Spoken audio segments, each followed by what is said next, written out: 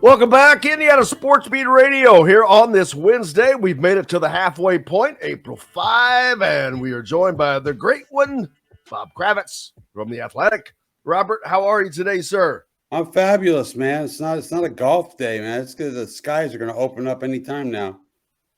You know what? I slept with the door open, which was amazing, waiting for that sound that never happened until this morning when I woke up. Right. The thunderstorm, but I snuck out and played 9 holes yesterday. Yeah, I played 18 yesterday. We were talking off the air. It's kind of a slow time in local sports. You know, with college hoops done, the Pacers are finishing up this week. Colts don't get going again until April 10th.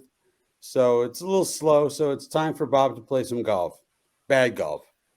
Well, that's actually mine's been a little bit better, but yeah, it's just nice to get out. Yesterday was a pretty daggone great day. Beautiful day. 80 degrees. It wasn't windy. It was just nice out. So just nice to get out into some spring. I wish it was as slow for us as it is for you. We've got college basketball to chase as the transfer portal, of course, is still open and active and will remain that way. Indiana, of course, has 4 positions to fill. They're meeting with Caleb Love, the guard from North Carolina. They've got Jalen Deloche from VCU, I think. They've already landed the Sparks kid from Ball State. But they've got a lot of work to do. I mean, 4 more spots that's a lot to get done. Right. To me, it's a shame about. I mean, look, I totally understand that Bates and Geronimo felt like they could get a better opportunity elsewhere, but I really felt like if they had performed the way a lot of us thought they would, and the way they did in short spurts, I think they could have been difference makers for next year's IU team. So it's kind of a shame, but at the same time, you know, kids should have the opportunity to chase their dreams wherever they reside. So yes, Mike Woodson's got a hell of a lot of work in front of him. Peyton Sparks, but it's great for a kid like that who said he grew up an IU fan. Right. And now he gets an opportunity to play for IU that he would not have gotten because he had already had to make his college choice. He wasn't recruited by IU, but turned his play into something that caught their attention. Right. So things change now. So there are some great benefits from it as well. But more importantly, Indiana's got to get a team that can compete and not just in the Big Ten. And there is a difference between competing in the Big Ten and then competing in the NCAA tournament. They're 2 different beasts. Well, guards, you know, I mean, in the NCAA tournament, we've seen, even though Sonogo was a hell of a player for UConn, he's up front. I mean, guard play is paramount in the NCAA tournament. We saw it with Purdue. You know, we saw them go 5 of 26 from 3 with their 2 freshman guards. Braden Smith had a bunch of turnovers, I think 6 or 7. So, yeah, when you get to that spot and you look at some of the teams that went far, I think FAU is almost all transfers, if I'm not mistaken. So, you know, one of the teams that made the Final Four was almost all transfers. I'm not sure if it was FAU or not. Somebody smarter than me can straighten me out there. But that's the way you have to build a team in the modern college landscape. You've got to be successful in the portal. I think this had been previously announced, but it's confirmed. Indiana going into play in Market Square, Texas, UConn, and Louisville in the Empire Classic next fall in basketball. And I told people, if you have not been to Madison Square Garden, it's a bucket lister, man. It's just one of those places you need to go to. I've been fortunate I've been there once, but you know you're in a regal place, not because it looks regal, but just because if you walk around and see the posters of the things that have happened there, and I'm like, yeah, whoa. I didn't know that that's where Marilyn Monroe sang the Happy Birthday, Mr. President, to John F. Kennedy. Is that right? I did not know that. Yes, I was like, oh my God. I grew up going there. I grew up in Long Island, and my dad would take us to Knicks games and Rangers games, and so I went to the Garden all the time. To me, it seemed like the most magical place on earth. At the same time, at that age, I thought Shea Stadium was the most magical place on earth. And Shea Stadium, as I discovered later in my life, was a complete dump. But when you're a little kid and you see that green field, the manicured Absolutely. field, and the hot dogs and everything, it just seems like the most beautiful place. Madison Square Garden is not a gorgeous place. It's just what it represents. It's the history and the atmosphere. I mean, Knicks fans will sell out the joint just to boo Isaiah Thomas. They don't care if the Knicks are good or bad. They're going to show up with Spike Lee, and they're going to let the Knicks know what they think of their play. The history of Madison Square Garden is amazing too. If people, you should take the time to read it. There was a couple of iterations before that. It started in the 1800s, and it's named after the fourth president, James Madison, which I did not know. I didn't know. It used to be the Felt Forum. Before that it was? Yeah, there's a portion of it called the Felt Forum. Yes. And yeah, it's a really interesting. It's just a cool place. It's not, like I say, it's not the most modern. It's not, like one of those arenas that was built in the last 10 years with all the accompaniments, but it's just you got to go once. You got to go once. Absolutely. Looking forward to that.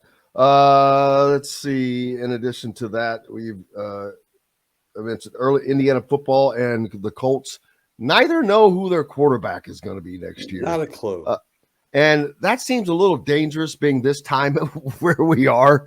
Of course, I think Indiana fans are kind of used to not having a quarterback named this time of year. But now that's just been mainly gamesmanship, I think. Now I think it is real. They simply don't know because the guy that finished the season is hurt. Then you've got Trace Jackson Davis's brother, Taven Jackson, who is, I don't know, is he the most likely? Then they don't have a lot to go. No, they don't. They don't. I don't know what they're going to do. But with the Colts, you mentioned the Colts, and I mean they need Chad Powers. Chad Powers would make all the difference. He's a change maker, that guy. No, I just feel like I think the Colts have a better idea now that they've had all the guys in. I think they're starting to put together their thoughts on who they like, and frankly, I think it's gonna come down to Will Levis and Anthony Richardson. I just do. I mean, you're gonna get the third or fourth best quarterback out there. I think that's the way they're going to end up going. I don't see the Lamar Jackson thing happening, even though I think that it should. But who the hell cares what I think? I was sure hoping, but is that because they don't want to pay guaranteed money? I was going to say Jim came out and said that he's not going to do a guaranteed contract. Right. And so that's the end of story. Unless they change his mind somehow, some way.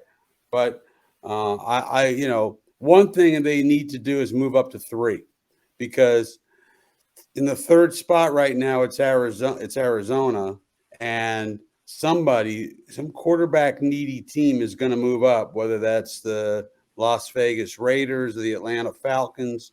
Somebody is going to move up the way the Charlotte Panthers moved up, and that's going to leave the Colts with the 4th choice. So it is not beyond the realm of comprehension that they may look. I'm 99% sure they're going to grab a quarterback there, but it's not completely beyond the realm of comprehension. They may either trade back or go get the best player available and go get Hendon Hooker later. I don't think it's beyond the realm of comprehension. Yeah, it's becoming a real game of chess for this going down. The Masters begins this week. I was talking earlier. The biggest chatter is about the LIV versus the PGA at the Oh, it's Masters, gonna be which is great. there's like 18 guys, and they want more than anything for one of those 18 to win this tournament. Right. They would just love for that. And TV, how big would it be for TV to have a LIV and a PGA guy going at it down through? I mean, that's what CBS wants. Oh, absolutely. And that probably, that probably played into the decision to let them play in the majors. Quite frankly, I'm not sure I understand why they're letting them play in the majors and not the others. I don't know what the thought is, besides maybe the fact that TV ratings will go through the roof. But I would bet you that none of those LIV guys do anything. I mean, they're used to playing 3 rounds with no cuts, kind of a casual atmosphere on the LIV tour. And who's tearing it up on the LIV tour? I mean, you're paying Mickelson hundreds of millions of dollars to shoot 75 and 72 and 73. I mean, who on that side is going to make a run at it? Cameron Smith. I don't know.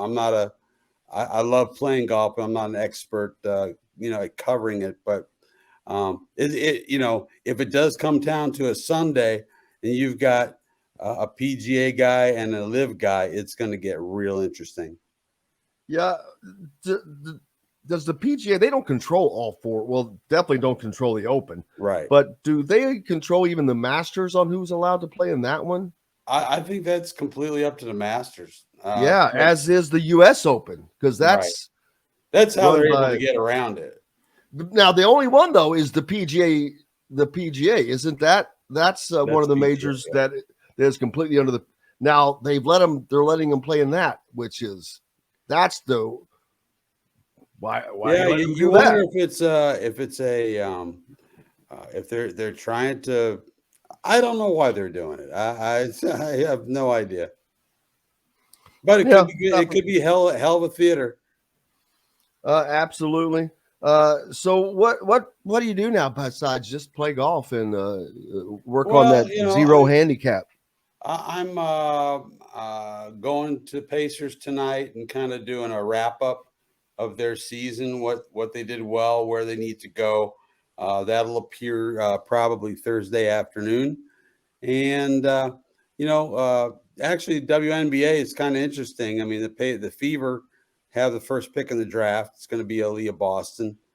So that's on Monday, and the Colts start up again on Monday. I believe it's the 10th. So things will start getting rolling here, and then of course we move into the month of May, which is always exciting. And I think I'll be writing a lot more about the race this year than I have in the past. I hope. Speaking of Aaliyah Boston from South Carolina, or South Carolina. South Carolina. That's going to be a great get.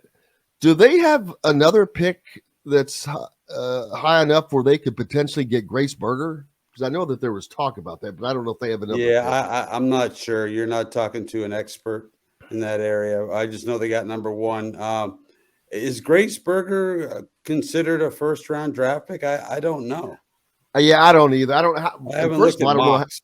I haven't either, not in the WNBA, and I don't know how many picks there actually are. 12, or I don't know how many teams there are. It's kind of a shame to me that Caitlin Clark, I mean, she wouldn't be the first pick probably because they like Boston's size, but boy, wouldn't it be a great kick in the butt for the WNBA if Caitlin Clark could make the jump from college to the pros right now? But she's got to be there at least one more year, and she said she might be there for 2 more years. So it's great for the college game.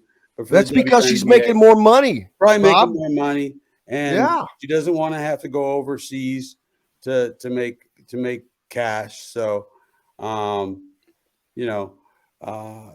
was interesting the other night with Clark and with Angel Reese. Yeah, I'll be honest with you. I didn't like it from either young lady. Well, I don't either, but I don't have a problem with what Reese did because, and I had this discussion yesterday, Caitlin Clark is getting nothing but what she's dished out all season long.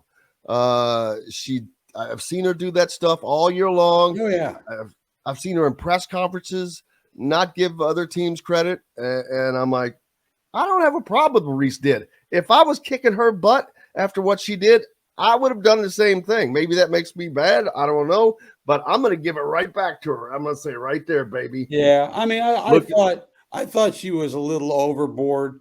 She probably was. I mean, she was just sort of chasing her around the court, doing the John Cena thing. I'm an old fart.